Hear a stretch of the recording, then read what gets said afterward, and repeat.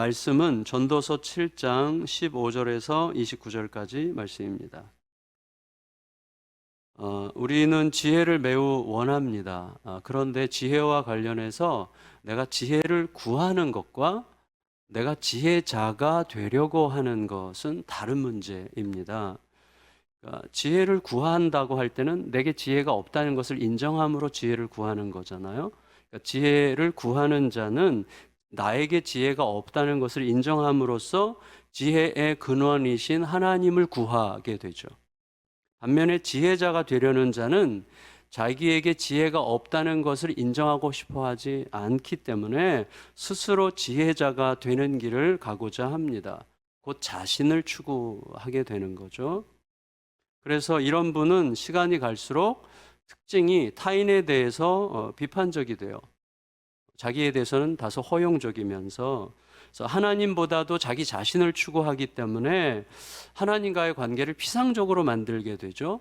하나님과의 관계가 피상적이 되면 어떻게 되냐면 하나님과의 관계가 깊어지면 하나님의 마음이 사람들에게 있다고 하는 것을 알게 돼요. 사람을 굉장히 귀히 여기게 되어 있습니다. 하나님께 더 가까이 갈수록 관계가 깊어질수록. 근데 이 사람은 자기 하나님을 구하지 않고 자기를 구하기 때문에 그 하나님의 마음으로부터 멀어져서 그 마음으로부터 피상적인 관계를 형성하기 때문에 사람을 귀히 여길 줄을 모르게 되는 거예요. 그래서 그런 사람에게서 나타나는 현상이 우리가 소위 말하는 배려가 권리가 되고 겸손했던 마음이 어느새 자기도 모르게 자만이 되는 이런 현상이 생기는 거죠. 그러니까 마치 라우디게아 교회처럼 자기도 모르는 사이에 그렇게 된 거 아니에요? 의식했다면 그러지 않았겠죠. 자기도 모르는 사이에 자기는 아무 문제 없고 잘하고 있다고 생각하면서 스스로 지혜자라고 여길 수 있지만 하나님이 보실 때는 빈약하고 가난하고 눈멀고 귀먹은 상태인지도 모르는 거예요. 그리고 우리 중에 그 위험에서 피할 수 있는 자는 아무도 없는 거죠. 그러니까 매사에 주님께 겸비하게 귀 기울여야만 하는 거죠. 따라서 스스로 지혜자라고 생각하면서 나는 옳기 때문에 내가 하는 일은 잘 될 거야 라고 낙관하면 큰 오산입니다. 전도자는 그런 오류에 대해서 이런 식으로 알려줘요. 15절을 같이 읽겠습니다. 15절 시작. 내 허무한 날을 사는 동안 내가 그 모든 일을 살펴보았더니 자기의 의로움에도 불구하고 멸망하는 의인이 있고 자기의 악행에도 불구하고 장수하는 악인들이 있으니 우리는요 은연중에 세상이 인과적으로 돌아간다고 생각해요. 그렇게 전제하고 살아요. 내가 이렇게 심으면 이런 결과가 나올 거라고 생각하는데 물론 그런 면이 있습니다. 하지만 그렇지만은 않은 거죠. 그래서 우리는 인과적인 방식으로 인과성을 전제하고 살아가기 때문에 그것에 걸맞는 결과를 예상하면서 뭔가를 열심히 도모하는 거죠.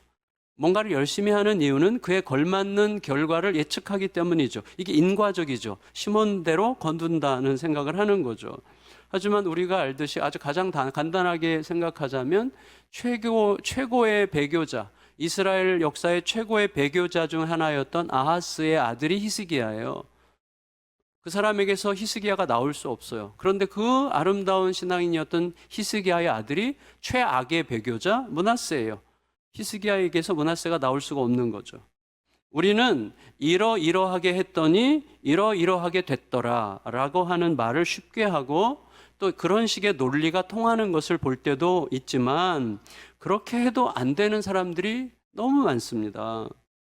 의로워도 망하는 사람, 끝없는 악행에도 잘 먹고 잘 사는 사람들이 수두룩하죠.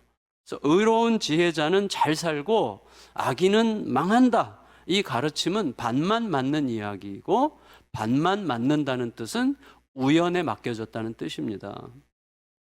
그러니까 지나친 욕망으로 의로운 지혜자가 되려고 하는 자는 지나친 악인과 마찬가지로 인과관계와 상관없이 제명에 못 살 가능성이 많다. 이게 전도자의 발견이에요. 15절부터 다시 17절까지 읽겠습니다. 15절부터 17절 시작. 내 허무한 나를 사는 동안 내가 그 모든 일을 살펴보았더니 자기의 의로움에도 불구하고 멸망하는 의인이 있고 자기의 악행에도 불구하고 장수하는 악인이 있으니 지나치게 의인이 되지도 말며 지나치게 지혜자도 되지 말라. 어찌하여 스스로 패망하게 하겠느냐? 지나치게 악인이 되지도 말며 지나치게 우매한 자도 되지 말라. 어찌하여 기한 전에 죽으려고 하느냐? 여러분, 지나치게라는 말은 많게, 크게라는 뜻이에요.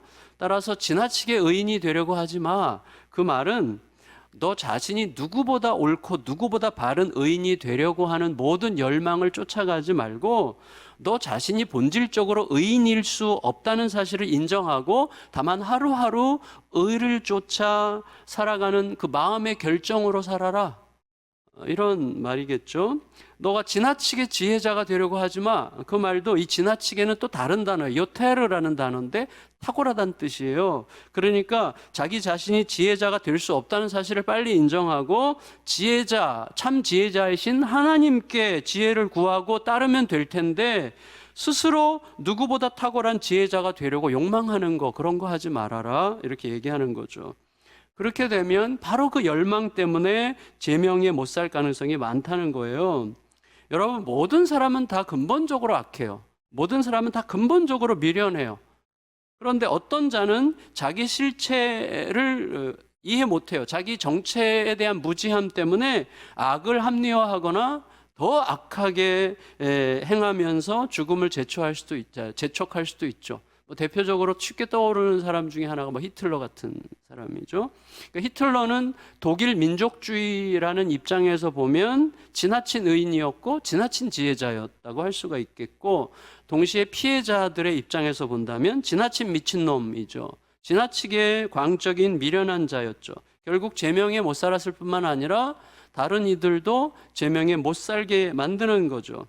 20세기 초중반에 독일 경제 기적을 일으켰다고 알려져 있는, 잘 알려지지 않았지만 사실은 경제계에서는 굉장히 유명하다고 해요. 할마트 샤흐트라는 분이 있는데 그분은 제국은행 총재였기도 하고 또 독일의 경제장관까지 했고 히틀러 직전까지, 히틀러 때까지도 엄청난 독일의 경제 기적을 일으킨 사람인데, 이 사람이 결국은 히틀러를 보니까 다른 나라의 은행을 털기 위해서 전쟁을 일으킨다는 것을 알게 되고, 그의 그 광적인 이념에 또 강도짓에 반기를 들은 다음에 히틀러 암살에 동조했다는 죄목으로 숙청을 당해요.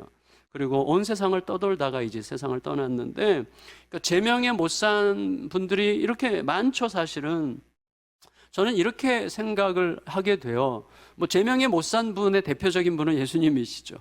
사실은 가장 의로우신 분이 가장 빨리 돌아가신 셈이라고 할 수도 있겠는데, 이렇게 저는 생각해야 될 것 같아요. 우리가 좀 이 말이 딱 떠올랐는데 제 안에서 통하면 위험하다, 이런 생각을 하게 됐어요. 통하면 위험하다. 그러니까 내 자신을 보더라도요, 내 방식이 좀 통하는 것 같으면 나도 모르게 지혜자나 된 듯 여기는 것 같아요. 그래서 내 마음이나 내 말 등 아주 다양한 방식으로 폭력적이 되고 어디선가 갈등을 일으켜서 꼬이게 만들 수 있더라고요. 얼마 전에 지난주간인가 세계 17개국의 선진국 국민들을 대상으로 세계적인 리서치 회사 중에 퓨라고 있는데요. 이곳에서 이걸 조사했어요. 무엇이 당신의 인생을 의미 있게 만드는가? 라고 하는 것에 여러 항목이 있는데 그 중에 단 하나의 답으로 돈을 선택한 국민이 가장 많은 나라가 한국이었어요. 무엇이 당신의 인생을 의미 있게 만드는가 하는데 단일 항목으로 선택한 사람 중에서 돈을 선택한 사람이 가장 많은 나라가 대한민국이었어요. 대한민국이 유일했어요. 대부분의 다른 선진국들은 가족, 또 자녀, 공동체 이런 것들을 많이 생각했거든요. 그러면서 그 기사를 보면서 우리가 어느새 선진국에 진입했다느니 세계 문화 예술계를 주름잡는다느니 전 세계가 한국을 주목한다느니 하는 우리가 누릴 수 있고 즐길 수 있는 정보들이지만, 그럼에도 불구하고 이러한 소문들이 무성해질수록 참 위태롭겠다, 이런 생각을 좀 하게 됩니다. 뭐가 좀 통한다 싶으면 사람이 방종으로 쏠리잖아요. 근데 이런 현상은 우리나라에서 훨씬 더 두드러지는 것 같아 보입니다. 신세대는 더 문제인 것 같아요. 다 그런 건 아니지만 어떤 한 측면을 보면 이것도 지난 주간에 제가 뉴스에서 본 건데, 서비스 업계에서 요즘에 가장 힘들어하는 대상이 진상 고객이 20, 30대라고 하더라고요. 20, 30대들 중에는요, 일단 뭔지 모르겠는 수가 틀리면 어떤 서비스를 해도 마음을 안 풀고 끝까지 물고 늘어지면서 업주를 너무 힘들게 괴롭힌다는 거예요. 중요한 건 뭐냐면 그가 어디서 마음이 상했는지 모르겠다는 거예요. 대체 그 원인을 알 수가 없다는 거예요. 다만 자기들이 그 누구의 조언도 필요치 않고 누구의 충고보다도 더 많은 지식과 지혜를 가지고 있다는 오만한 확신으로 꽉 차 있다는 거예요. 그러니까 서비스 업계에서 당한 사람들의 말을 빌으자면 그렇다는 거예요. 그게 뉴스에 나왔더라고요. 그러면 여러분 어떻게 해야 될까요? 해가 나면 따뜻하고 해가 지면 추워지는 게 세상의 이치잖아요. 이게 인과관계죠. 원인과 결과. 자연 세계는 인과관계로 돌아가지만 현실 세계는 인과관계대로 돌아가지 않잖아요. 평안과 안식을 기대할 만한 지혜와 의로움이 오히려 죽음을 불러오는 일들도 있단 말이죠. 그럼 지독하게 왜곡된 자기중심성으로 정상적인 행동에 의한 정상적인 결과를 기대할 수 없게 만드는 이런 세상에서 우리는 과연 어떻게 살아야 하는 걸까요? 전도자의 대답은 또다시 우리를 영원하신 하나님께로 향하도록 인도합니다. 18절 읽겠습니다. 18절 말씀 시작. 너는 이것도 잡으며 저것에서도 내 손을 놓지 아니하는 것이 좋으니 하나님을 경외하는 자는 이 모든 일에서 벗어날 것임이니라. 무슨 말이에요? 이것은 뭐고 저것은 뭘까요? 맥락을 따라서 쭉 생각해 본다면 이것은 지혜와 의로움이고 저것은 지혜와 의로움의 한계에 대한 인식이에요. 그러니까 이것도 지혜와 의로움도 놓치지 말아야 되고 지혜와 의로움의 한계에 대한 인식도 붙잡고 있어야 된다는 것이죠. 다시 말해서 지혜와 의로움을 붙들되 그 한계도 잊지 말아라, 그 말입니다. 스스로 의롭고 스스로 지혜롭다고 생각해서 나는 잘하고 있고 내가 하는 일은 다 잘 될 거라고 생각하는 것 자체가 자신의 지혜와 의를 하나님보다 더 신뢰하는 미련함이기 때문이죠. 따라서 지혜와 의를 쫓아가되 집착하지 말고 오직 하나님을 경외해라, 그 말입니다. 하나님께는 내가 생각하는 것보다 훨씬 더 깊고 큰 것이 이미 있다고 하는 진실을 절대로 잊지 않고 무엇이 어떻게 되어야만 하겠다고 하는 조급한 욕심을 내려놓고 주님께 여쭙고 기다리고 말씀을 주실 때 신실하게 쫓아가기로 결정하겠다고 생각해라, 그 말입니다. 여러분, 잠언에 따르면 지혜가 뭐예요? 내가 옳다고 인정한 게 지혜가 아니라 하나님을 경외하는 게 지혜예요. 하나님을 경외하는 것은 과정이고 ing예요, 항상. 내가 옳다고 여기는 것은 이미 명사예요. 이거야 라고 확정한 거예요, 내가. 근데 그거는 항상 틀릴 수 있거든요. 그러니까 지혜라는 건 뭐냐면 내가 이게 옳다고 이미 확정한 게 지혜가 아니라 매 순간 하나님을 경외하는 게 지혜라는 거예요. 이게 너무나 중요하죠. 그래서 하나님을 경외하는 지혜에서는요, 내가 인정할 수 있느냐 없느냐 여부가 그렇게 중요하지 않아요. 그리고 현실이 내 기대를 배신해도 괜찮아요. 중요한 것은 하나님의 뜻과 하나님의 마음입니다. 막막할 때는요, 하나님의 뜻이 아직 나에게 알려지지 않았거나 아직 내가 그 뜻을 발견하지 못했다는 것이죠. 그러니까 하나님께 계속해서 성실하게 묻고 기다리면 되는 거예요. 근데 여러분, 하나님보다도 내 지혜를 내가 지혜자라고 약간 의식하면서 하나님보다도 내 지혜를 더 경외하는 것은 뭐냐면 내 지혜가, 내 생각이, 내 판단이, 내가 확정한 지혜가 거절당했다는 불편함 때문에 힘든 거예요. 그래서 그때 나타나는 두드러진 현상이 뭐예요? 지나친 화남, 지나친 서운함, 지나친 힘들어함, 이런 것들이거든요. 하나님을 경외하면 굳이 그렇게 할 필요가 없는 거예요. 근데 여러분, 하나님을 경외하는 게 아니라 내 지혜를 경외하기 때문에 내가 경외했던 지혜가 거절당하니까 막 화가 나고 분하고 막 너무 힘든 거예요. 그렇게 되면 그래서 가인처럼 분을 쏟아내고 아론과 미리암처럼 모세를 대적하고 바리새인들처럼 하나님의 아들을 십자가에 못 박게 되는 것입니다.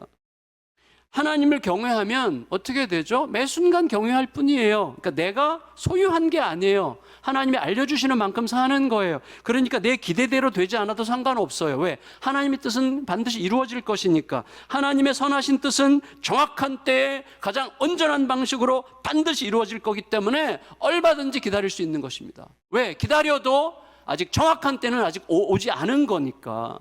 정확한 때에 가장 선한 방법으로 이루어질 게 분명하니까 엎드려 기다릴 수 있는 거죠.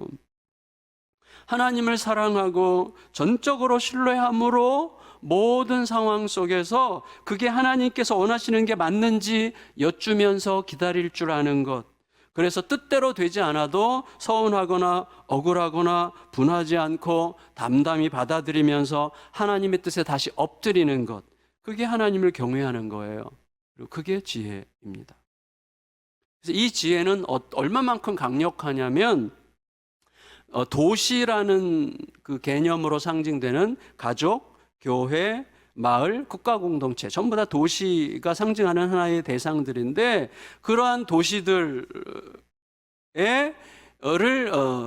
책임지는 다수의 권력자들보다도 훨씬 더 월등한 능력으로 이 지혜가 그 도시를 세운다. 이렇게 이야기합니다. 19절 읽겠습니다. 19절 시작.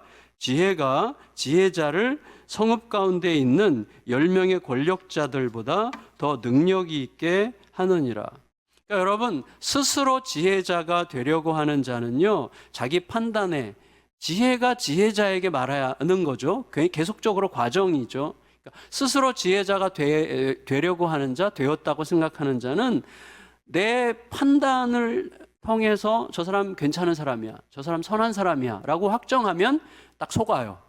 순식간에 속게 되어 있어요. 그래서 막 추켜 세울 수 있어요. 근데 하나님을 경외하는 자는 모든 사람이 죄인임을 결코 잊지 않습니다. 그래서 누군가의 선한 행실과 누군가의 그 선물에 누군가의 선함에 감사하고 함께 누리기도 하지만 동시에 그것이 모든 상황에서 모든 사람에게 절대적으로 유익한 것은 아니라는 것을 잊지 않습니다.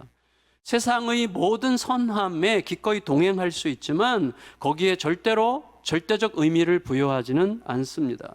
그래서 기대대로 되지 않아도 실망할 일이 생겨도 거기에 내 인생을 걸었던 자처럼 반응하지는 않아요. 믿었던 자에게 실망해도 낙심하지 않아요. 왜? 나도 누군가를 크게 실망시킨 적이 있고 앞으로도 그럴 가능성이 충분히 있다는 사실을 하나님의 지혜가 계속 가르쳐주기 때문이에요. 그래서 20절에서 22절 이렇게 되어 있습니다. 20절에서 22절 읽겠습니다. 시작. 선을 행하고 전혀 죄를 범하지 아니하는 의인은 세상에 없기 때문이로다. 또한 사람들이 하는 모든 말에 내 마음을 두지 말라. 그리하면 내 종이 너를 저주하는 것을 듣지 아니하리라. 너도 가끔 사람을 저주하였다는 것을 내 마음도 알고 있느니라. 여러분, 지혜는 하나님을 알게 하고 하나님을 경외하게 하고 하나님의 아름다우심에 경탄하게 해서 나 자신을 하나님의 너그러운 사랑에 비추어 보게 만들어요. 그러니까 하나님의 너그러운 사랑에 나를 비추어 보니 내 은밀함, 누추함, 부끄러움, 수치스러움을 굳이 감추지 않아도 되는 자유를 얻게 되는 것이죠. 하지만 그때의 그 지혜도 끝내 내게 아니죠. 하나님의 아름다우심에 경탄하는 동안에만 발휘되는 선물이고 오직 하나님과 나 사이에 사랑과 신뢰가 지켜지는 동안에만 솟아오르는 샘물 같은 게 지혜라고 할 수가 있겠습니다. 따라서 스스로 지혜를 확보해서 지혜자가 되었다고 생각하는 순간 그는 이미 지혜를 잃는 자. 왜? 하나님과의 사랑과 신뢰의 관계에서 벗어나서 스스로 독립하려고 하는 자가 되므로 이미 지혜 없는 자가 되는 거예요. 그는 이미 지혜의 근원에서 멀어졌기 때문에 결코 지혜자가 될 수 없습니다. 23절 읽습니다. 23절 시작. 내가 이 모든 것을 지혜로 시험하여 스스로 이르기를 내가 지혜자가 되리라고 하였으나 지혜가 나를 멀리하였도다. 여러분, 이미 있는 것들, 하나님께서 거기에 있게 하신 만물의 모든 과정에 대해서 우리가 얼마나 알겠어요? 세계 최고의 과학자들이라고 해도 발견한 것이 우리 뇌의 10%나 발견했다고 할 수 있을까요? 그리고 우주는 말할 것도 없는 거죠. 우리는 무지해요. 그리고 이 만물을 지켜주는 힘이 무엇인지에 대해서도 알 길이 없어요. 대를 이어서 수만 년을 연구한다고 해도 알아낼 수가 없습니다. 왜냐하면 이것은 마치 유치원생이 자기 동료 유치원생을 대상으로 인생의 의미를 탐구하는 것과 비슷한 거죠. 자기의 뇌로 자기의 뇌를 연구하는 거죠. 그 안에 그냥 순환하는 것뿐이죠. 우리는 만물의 존재의 근원을 밝혀내기는커녕 이미 존재하고 있는 것들의 성질과 의미와 그 안에 있는 인과관계를 밝혀내는 것만으로도 너무나 벅차죠. 그리고 밝혀내지도 못하죠. 근데 우리들의 마음은 어떻겠어요? 마음도 우주인데, 마음도 우주예요. 그러니까 뭐가 명철인지 뭐가 지혜인지 살피려고 악한 것이 뭔지, 악한 것과 어리석은 것의 관계가 뭔지, 어리석은 것과 미친 것의 관계가 뭔지, 이런 상관관계들을 아무리 밝히려고 애쓴들 그것을 탐구하는 우리들의 마음 자체가 이미 미혹과 혼란에 휩싸여 있기 때문에 사실은 우리는 지혜자가 될 수 없는 거예요. 온갖 고상한 연구를 하고 논쟁을 벌이지만 미혹하는 한 여인에게 접속하는 순간 모든 연구는 무의미가 되는 거예요. 그것을 24절에서 26절 상반절까지 이렇게 이야기합니다. 24절에서 26절 상반절 읽겠습니다. 시작. 이미 있는 것은 멀고 또 깊고 깊도다. 누가 능히 통달하랴. 내가 돌이켜 전심으로 지혜와 명철을 살피고 연구하여 악한 것이 얼마나 어리석은 것이요 어리석은 것이 얼마나 미친 것인 줄을 알고자 하였더니 마음은 올무와 같고 올무와 금을 같고 손은 포승 같은 여인은 사망보다 더 쓰다는 사실을 내가 알아내었도다. 여러분, 한 여인이 등장해요. 갑자기. 여인이 누굴까요? 학자들이 논쟁이 엄청 많고 결론도 없더라고요. 근데 저는 비교적 이렇게 이거겠다라고 이제 느껴졌어요. 이게 뭐냐면, 여러분, 지혜라는 것은요, 문법적으로 여성형이거든요. 지혜가 여성형이에요. 그러니까 여기에 등장시키는 여인은 지혜를 파괴하는 자라는 의미로 대비시켜서 지혜의 대칭적인 상징으로 대비시킨 한 상징적인 표현이라고 할 수가 있겠어요. 그러니까 성별적으로 여자다가 아니고, 근데 이 여인이 모든 소위 자칭 지혜자들을 음란과 방종에 빠뜨려서 넘어뜨려요. 근데 여러분, 성경이 말하는 음란이라고 하는 것은요, 실제로 성적인 방종을 뜻하기도 해요, 물론. 하지만 더 근본적으로는 성경이 말하는 음란은 뭐예요? 구약에서 선지자들이 말하는 이스라엘 백성들의 음란의 핵심이 뭡니까? 하나님을 제쳐두고 자기가 스스로 자기의 하나님을 선택하려고 더 큰 하나님이 되려고 하는, 그래서 하나님 말고 다른 남편들을 자기가 섬길 대상이라고 선택할 수 있는 권리가 자기가 있다는 식으로 여기는 마음, 이게 음란이거든요. 그러니까 스스로 지혜자가 되려고, 스스로 하나님이 되려고 하는 마음이 구약에서는 음란이에요. 따라서 이 여인은 지혜를 구하는 자로 하여금 스스로 지혜자가 되게 하는 방식으로 그를 파괴하는 욕망의 상징이라고 할 수가 있습니다.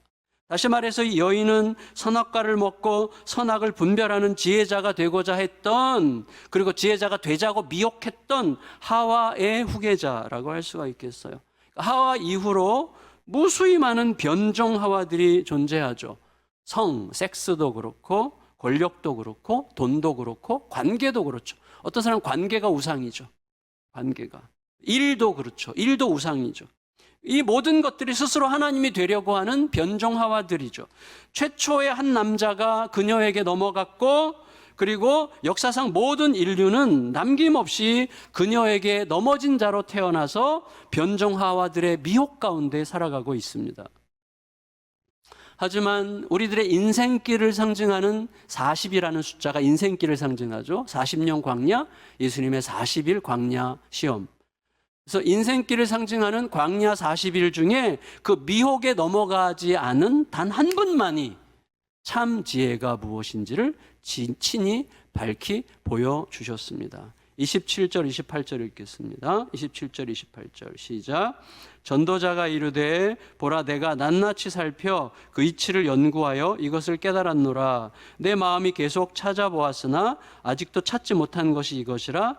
1000사람 가운데서 한 사람을 내가 찾았으나 이 모든 사람들 중에서 여자는 한 사람도 찾지 못하였느니라. 이건 여성 비하 발언이 아니고 아까 얘기하신 그 흐름 속에서 한 사람을 생각하게 하는 대칭 언어로 등장시킨 거죠. 그러니까 이 한 사람이 보여준, 우리 솔로몬이 거기까지 생각했는지는 우리가 알 수는 없어요. 하지만 우리는 느낄 수 있죠. 그 한 분, 그 한 사람이 보여준 지혜가 뭐예요?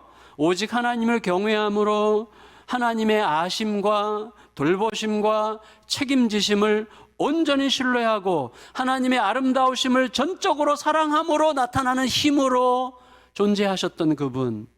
미혹하는 여인의 정체는 누구에게만 밝혀집니까? 오직 이렇게 하나님을 경외하고 하나님을 기쁘시게 하는 자의 눈에만 간파되는 거예요. 미혹하는 여인은. 그래서 26절 하반절에 이렇게 이야기합니다. 26절 하반절. 그러므로부터 시작. 그러므로 하나님을 기쁘게 하는 자는 그 여인을 피하려니와 죄인은 그 여인에게 붙잡히리로다. 결국 전도자의 결론은 하나님께는 아무 잘못이 없다는 거예요. 하나님은 사람을 제대로 온전하게 지으셨습니다. 지혜를 주셨고 정직한 영을 주셨고 무엇보다 하나님의 뜻과 하나님의 뜻이 아닌 것 사이에서 스스로 선택할 수 있는 위대한 자유를 주셨어요.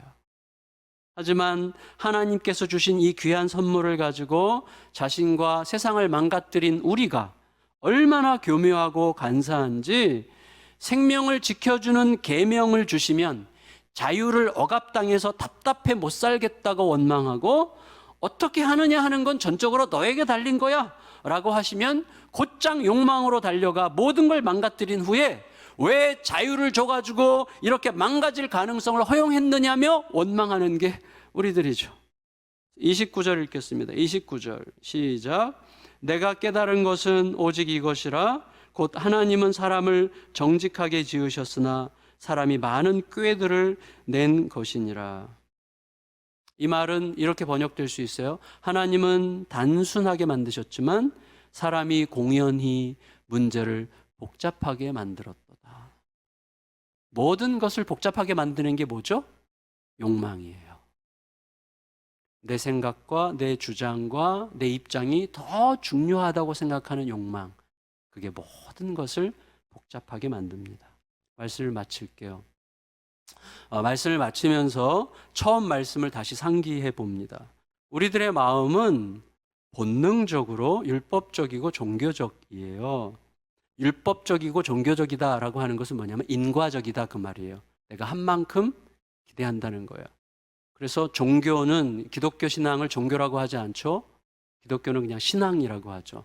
그래서 기독교가 종교가 아닌 이유는 뭐예요? 모든 종교는 하나님과 거래하는 거, 자기의 신과 거래하잖아요. 내가 이만큼 했으니까 이만큼 주세요. 기독교 신앙은 하나님이 다 주고 시작하시는 거죠. 처음부터 다 우리가 아직 죄인 되었을 때 그 아들을 주시죠. 인과성이 없어요. 기독교의 신앙에는 인과성이라는 게 없죠. 물론 인과성의 기초에서 살게 되어 있어요, 우리들은. 하지만 근본적으로는 하나님의 일방적 은혜로 시작된 거죠. 근데 우리의 마음의 뿌리는 이 인과성이 지배를 해요. 물론 성경도 인과성을 가르치는데 눈물을 흘리며 씨를 뿌리는 자는 기쁨으로 단을 거두리로다. 이거 인과적이죠. 근데 우리가 잘 알아야 돼요. 눈물을 뿌리며 씨를 뿌리러 나갈 수 있는 이유가 뭐예요? 눈물을 뿌리더라도 씨를 뿌릴 수 있게 하시는 이유를 주시는, 그 이유를 우리에게 주시는 하나님의 은혜를 전제하고 있을 때만 할 수 있는 행동이에요. 여러분, 세상은 인과적인 상황에서는요, 결과가 안 보이면 안 하는 거예요. 근데 우리는 아무것도 안 보여도 하죠. 왜? 하나님이 그렇게 크신 분이고 하나님의 뜻이 있기 때문이고 하나님이 이미 다 주셨고 또 다 주실 것이기 때문이죠. 하지만 심지어 주일학교에서도 이 인과성의 기초에서 말씀을 가르치기가 쉬워요. 만일에 주일학교 선생님들이 애들한테 야, 니네 이렇게 굴면 진짜 일생 고생한다, 니네. 하나님도 싫어하실 거고 너 이렇게 살면 하나님도 싫어하시고 너 되는 일도 없고 아무것도 안 될 거야. 여러분, 이렇게 가르치는 선생님들의 말이 맞다면 전도사님으로부터 교회에 나오지 말라는 말을 들었던 저 같은 사람은 지금쯤이면 살아있으면 안 돼요. 따라서 어떤 전도사님들이나 어떤 주일학교 선생님들은 잘못 가르치셨던 거예요. 인과적인 너가 이렇게 하면 이렇게 하나님께서 너가 이렇게 하시겠어? 이런 식으로 가르치는 것은요, 율법과 종교죠. 근데 여러분, 우리는 인과적인 율법과 종교가 아니라 선행이라는 원인 없이 은혜가 쏟아부어졌다는 복음을 가르쳐야 되는 것입니다. 그 복음이 우리를 살게 해요.